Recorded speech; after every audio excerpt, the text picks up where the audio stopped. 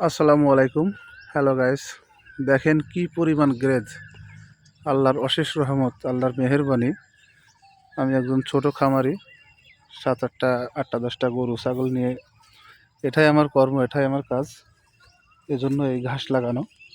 দেখেন কি পরিমাণে ঘাস আসছে এখানে। ঘাসের যে চেহারা, ঘাসের চেহারা তো দেখে মনে হয় আমি নিজেই কাঁচা খাই। এটা কিন্তু হালকা মিষ্টি লাগে খাইতে। দেখেন গ্রাম্য পরিবেশ, সমস্ত ক্ষেত, সমস্ত মাঠ জুড়ে দেখেন ধান। যেদিকে তাকাবেন, যত দূর চোখ যায়, সবই সবুজ, সবটাই সবুজ। ওটা হলো আমাদের লিচু বাগান। লিচুর বোলও আসছে আল্লাহর রহমতে অনেক। ইনশাল্লাহ আশা করি ভালো কিছু হবে। আপনারা দোয়া করবেন সবাই। দেখেন কি অবস্থা, কি সুন্দর ঘাসের যে চেহারা, দেখেন। আর একটা কথা বলি যে হলো, খামার করতে গেলে বা গরু ছাগল পুষতে গেলে আপনার ঘাসের বিকল্প নেই। ঘাস কিন্তু মাছ থাকতেই হবে।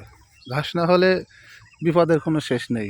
এখানে আমার 10 কাঠা মতো ঘাস লাগানো, অন্য আর একটা জমিতে ওখানে 15 কাঠা মতো আছে। এবারে মিলাই যাক, মোটামুটি আল্লাহর রহমতে হয়ে যাচ্ছে আর কি। দোয়া করবেন সবাই।